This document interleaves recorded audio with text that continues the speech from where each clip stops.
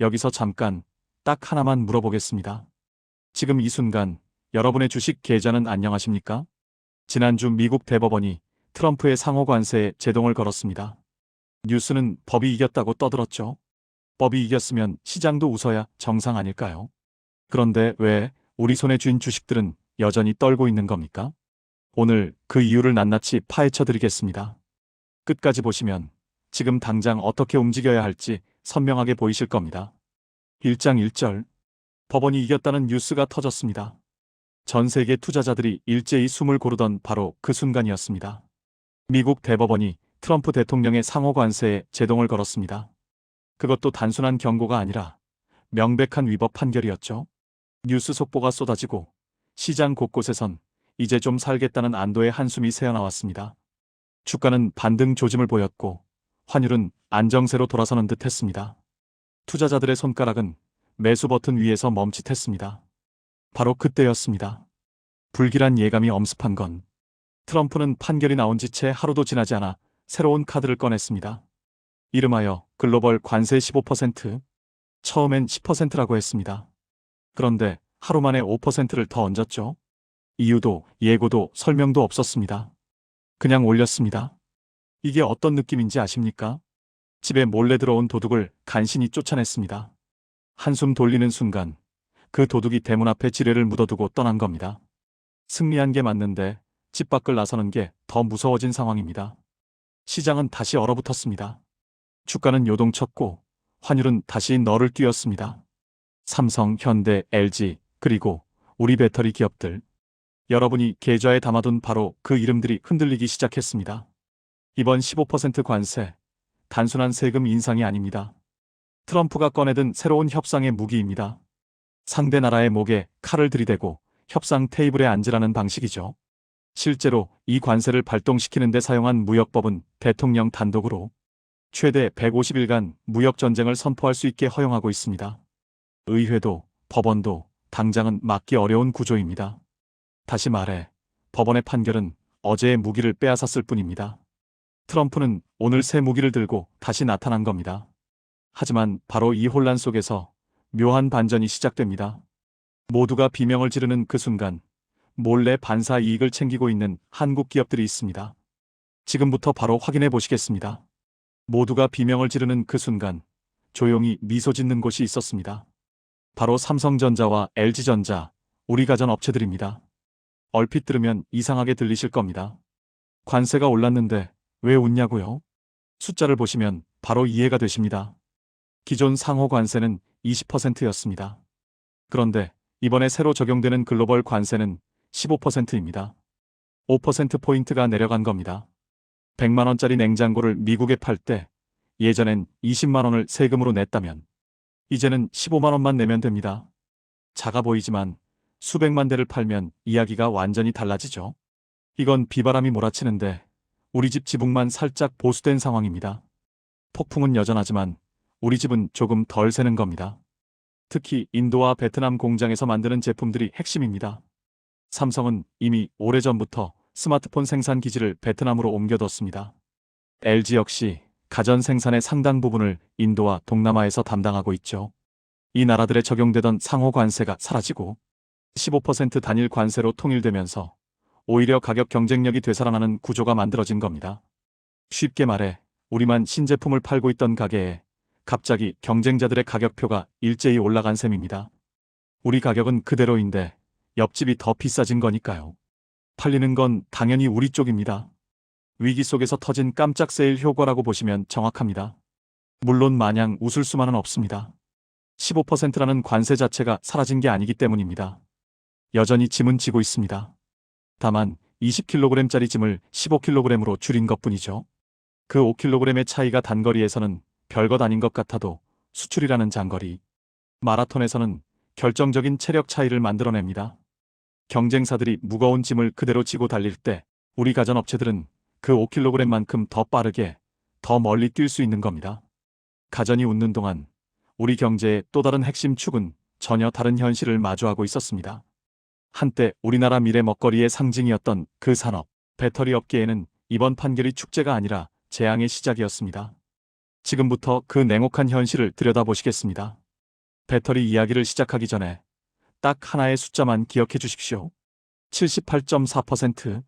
지금까지 중국산 배터리에 붙어 있던 총 관세율입니다. 이 숫자가 우리 배터리 기업들의 방패였습니다. LG에너지솔루션, 삼성 SDI, SK온.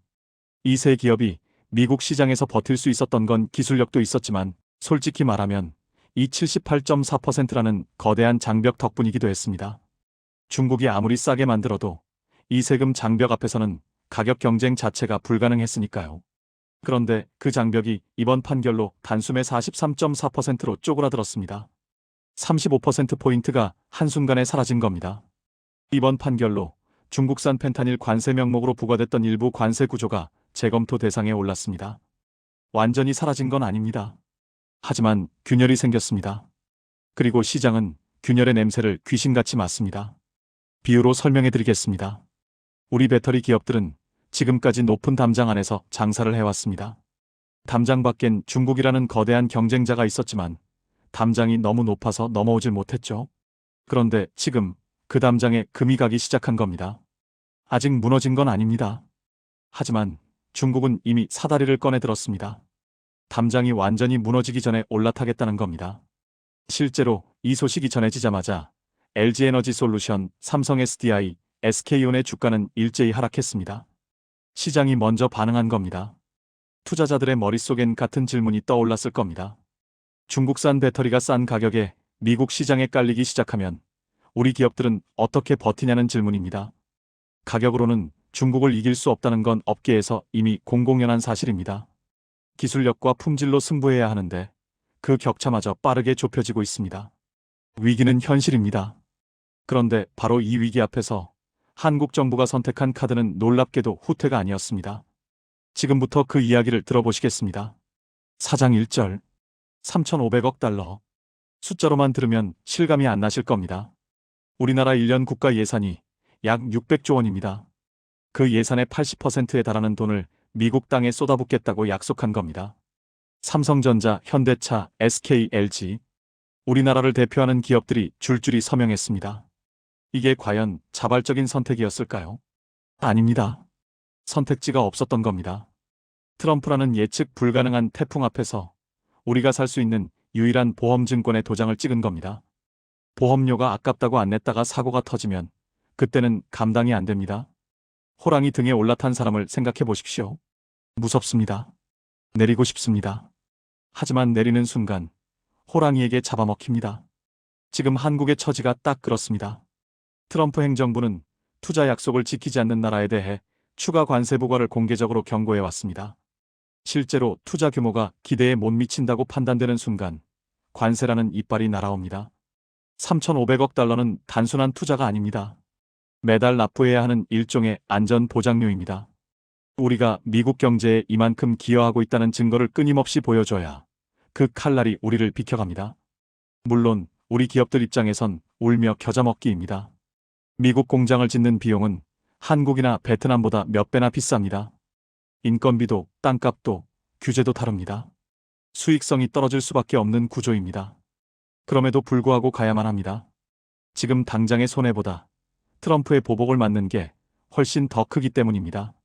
갈 길을 가야만 하는 한국 경제의 숙명입니다. 그렇다면 이 거대한 베팅의 파장은 어디까지 미칠까요? 놀랍게도 그 여파는 해외 공장을 넘어 우리 동네 골목 슈퍼까지 흘러들어오고 있습니다. 지금 바로 확인해 보시겠습니다. 시선을 국내로 돌려봅시다. 홈플러스가 기업회생을 신청했습니다.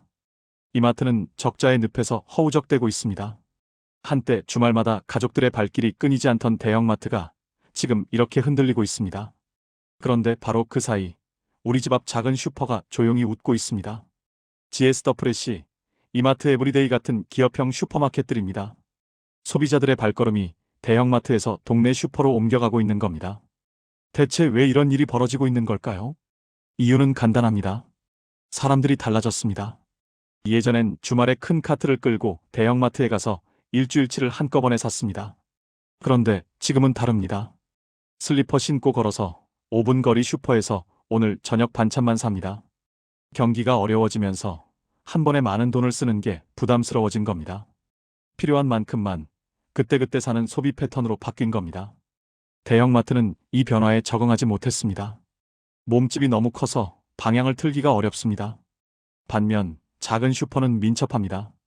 동네 사람들이 뭘 원하는지 금방 파악하고 빠르게 채워넣습니다. 유통의 공룡들이 몸집을 줄이지 못해 비틀거리는 사이 민첩한 포유류들이 시장을 장악하고 있는 겁니다. 이건 단순한 유통업계 이야기가 아닙니다. 우리 경제 전체가 보내는 신호입니다. 소비자들이 지갑을 닫고 있다는 뜻입니다. 한 번에 크게 쓰지 않고 최대한 아끼면서 조금씩 산다는 뜻입니다. 내수 경기가 그만큼 얼어붙어 있다는 방증이기도 합니다. 그렇다면 이 차가운 소비 한파 속에서 주식 시장은 어떤 반응을 보이고 있을까요? 특히 한때 우리나라 개인 투자자들의 가슴을 뜨겁게 달궜던 2차전지 섹터. 지금 그 속살은 어떤 모습일까요? 지금부터 냉정하게 들여다보시겠습니다. 시선을 국내로 돌려봅시다. 홈플러스가 기업회생을 신청했습니다. 이마트는 적자의 늪에서 허우적대고 있습니다. 한때 주말마다 가족들의 발길이 끊이지 않던 대형마트가 지금 이렇게 흔들리고 있습니다. 그런데 바로 그 사이 우리 집 앞 작은 슈퍼가 조용히 웃고 있습니다. GS 더 프레시, 이마트 에브리데이 같은 기업형 슈퍼마켓들입니다. 소비자들의 발걸음이 대형마트에서 동네 슈퍼로 옮겨가고 있는 겁니다. 대체 왜 이런 일이 벌어지고 있는 걸까요? 이유는 간단합니다. 사람들이 달라졌습니다. 예전엔 주말에 큰 카트를 끌고 대형마트에 가서 일주일치를 한꺼번에 샀습니다. 그런데 지금은 다릅니다. 슬리퍼 신고 걸어서 5분 거리 슈퍼에서 오늘 저녁 반찬만 삽니다. 경기가 어려워지면서 한 번에 많은 돈을 쓰는 게 부담스러워진 겁니다. 필요한 만큼만 그때그때 사는 소비 패턴으로 바뀐 겁니다. 대형마트는 이 변화에 적응하지 못했습니다. 몸집이 너무 커서 방향을 틀기가 어렵습니다. 반면 작은 슈퍼는 민첩합니다. 동네 사람들이 뭘 원하는지 금방 파악하고 빠르게 채워넣습니다. 유통의 공룡들이 몸집을 줄이지 못해 비틀거리는 사이 민첩한 포유류들이 시장을 장악하고 있는 겁니다. 이건 단순한 유통업계 이야기가 아닙니다. 우리 경제 전체가 보내는 신호입니다. 소비자들이 지갑을 닫고 있다는 뜻입니다. 한 번에 크게 쓰지 않고 최대한 아끼면서 조금씩 산다는 뜻입니다. 내수 경기가 그만큼 얼어붙어 있다는 방증이기도 합니다. 그렇다면 이 차가운 소비 한파 속에서 주식 시장은 어떤 반응을 보이고 있을까요? 특히 한때 우리나라 개인 투자자들의 가슴을 뜨겁게 달궜던 2차전지 섹터. 지금 그 속살은 어떤 모습일까요? 지금부터 냉정하게 들여다보시겠습니다. 6장 1절. 한때 주식 커뮤니티를 달궜던 단어가 있습니다. 배터리 아저씨. 2차전지 열풍의 상징이었습니다. 너도 나도 배터리 주식을 담았고 주가는 하늘 높은 줄 모르고 치솟았습니다. 그런데 지금 그 열기가 식은 자리에 남은 건 무엇일까요? 냉정한 숫자들입니다. 주요 2차전지 기업들의 올해 영업이익 전망치가 줄줄이 반토막 났습니다. 주가는 로봇이니 AI니 하는 화려한 테마의 옷을 입고 반짝 올랐지만 속살인 실적은 여전히 멍들어 있는 상태입니다. 기대감이라는 풍선에 너무 많은 바람이 들어간 겁니다. 금양을 보십시오. 배터리 아저씨 열풍의 한복판에 있던 기업입니다. 지금 상장 폐지 위기에 몰려 있습니다. 주가가 오를 때 올라탔던 개인 투자자들은 지금 어디 있을까요? 실적이라는 단단한 땅을 딛지 않은 주가는 결국 중력을 이기지 못합니다. 이건 2차전지만의 이야기가 아닙니다. 어떤 종목이든 어떤 테마든 결국 실적으로 수렴한다는 주식 시장의 냉혹한 진리입니다. 화려한 스토리에 혹하기 전에 반드시 숫자를 먼저 확인하셔야 합니다. 그게 여러분의 소중한 자산을 지키는 첫 번째 원칙입니다. 그렇다고 2차전지의 미래가 끝난 건 아닙니다. 데스밸리, 즉 죽음의 계곡을 지나는 중입니다. 거품이 빠지고 실력 있는 기업만 살아남는 구간입니다. 이 구간을 버티고 나온 기업이 결국 진짜 강자가 됩니다. 지금은 섣불리 뛰어들 때가 아니라 냉정하게 옥석을 가릴 때입니다. 그리고 바로 이번 주 그 옥석 가리기에 결정적인 힌트가 될 두 가지 거대한 이벤트가 기다리고 있습니다. 전 세계 AI의 심장 엔비디아와 삼성의 야심작 갤럭시 S26입니다. 지금 바로 확인해 보시겠습니다. 2차 전지가 데스밸리를 지나는 동안 시장의 눈은 전혀 다른 곳을 향하고 있었습니다. 바로 AI입니다. 그리고 AI 시장의 한가운데 엔비디아가 있습니다. 엔비디아의 실적 발표는 단순히 한 기업의 성적표가 아닙니다. AI 산업 전체의 온도를 가늠하는 체온계입니다. 엔비디아가 웃으면 반도체가 웃고 반도체가 웃으면 삼성전자와 SK하이닉스가 웃습니다. 반대로 엔비디아가 기침을 하면 우리 코스피도 감기에 걸립니다. 이번 실적 발표 하나가 우리 계좌의 색깔을 통째로 바꿀 수 있는 이유입니다. 그런데 이번 주엔 엔비디아만 있는 게 아닙니다. 삼성의 갤럭시 S26이 동시에 기다리고 있습니다. 삼성전자가 절치부심 끝에 내놓는 야심작입니다. 스마트폰 시장에서 애플에 밀리고 반도체 시장에서 SK하이닉스에 치이는 사이 삼성은 조용히 S26을 갈고 닦아왔습니다. AI 기능을 전면에 내세운 이번 신작이 시장의 반응을 얼마나 끌어낼 수 있느냐에 따라 삼성전자 주가의 방향이 결정될 겁니다. 삼성전자 한 종목이 코스피에서 차지하는 비중을 감안하면 이건 삼성만의 이야기가 아닙니다. 우리 시장 전체의 이야기입니다. 엔비디아의 실적, 갤럭시 S26의 반응. 이 두 가지 결과를 확인하기 전까지는 섣불리 큰 베팅을 하지 마십시오. 숫자가 나온 뒤에 움직여도 늦지 않습니다. 서두르다 다치는 것보다 확인하고 나서 따라가는 게 훨씬 현명합니다. 폭풍 전야입니다. 하지만 두려워하실 필요 없습니다. 위기는 언제나 기회의 다른 이름이었으니까요. 이번 주 두 가지 결과를 꼭 확인하시고 그 다음 움직임을 결정하십시오. 다음 영상에서 그 결과를 함께 분석해 드리겠습니다. 오늘 우리가 함께 살펴본 흐름을 정리해 보겠습니다. 트럼프의 관세 폭탄은 끝나지 않았습니다. 법원이 막으면 새로운 무기를 꺼내 들고 돌아옵니다. 가전업체는 반사 이익을 챙겼지만 배터리 업계는 방패의 균열이 생겼습니다. 3,500억 달러라는 거대한 베팅은 선택이 아닌 생존이었습니다. 대형마트는 무너지고 동네 슈퍼가 웃고 있습니다. 2차 전지는 데스밸리를 지나는 중입니다. 이 모든 흐름이 하나의 방향을 가리키고 있습니다. 지금은 공격이 아니라 수비의 시간이라는 겁니다. 그렇다고 손 놓고 기다리라는 뜻이 아닙니다. 폭풍 속에서도 반드시 살아남는 기업이 있습니다. 위기 속에서도 반드시 기회는 열립니다. 중요한 건 겁에 질려 눈을 감는 게 아니라 냉정하게 눈을 뜨고 흐름을 읽는 겁니다. 지금 이 순간에도 어딘가에서는 다음 반등의 씨앗이 조용히 심어지고 있습니다. 그 씨앗을 먼저 발견하는 사람이 다음 파도를 타는 사람이 됩니다. 여러분이 그 사람이 되셨으면 합니다. 마지막으로 딱 한 가지만 당부드리겠습니다. 시장은 언제나 예측을 배신합니다. 하지만 흐름은 배신하지 않습니다. 트럼프가 어떤 카드를 꺼내든 중국이 어떤 사다리를 올라오든 흐름을 읽는 사람은 흔들리지 않습니다. 오늘 이 영상이 여러분의 소중한 자산을 지키는데 작은 도움이 되셨으면 합니다. 다음 영상에서는 엔비디아와 갤럭시 S26의 결과를 바탕으로 구체적인 대응 전략을 함께 분석해 드리겠습니다. 구독과 좋아요는 이 채널이 계속 여러분 곁에 있을 수 있는 힘이 됩니다. 오늘도 현명한 투자하시기 바랍니다.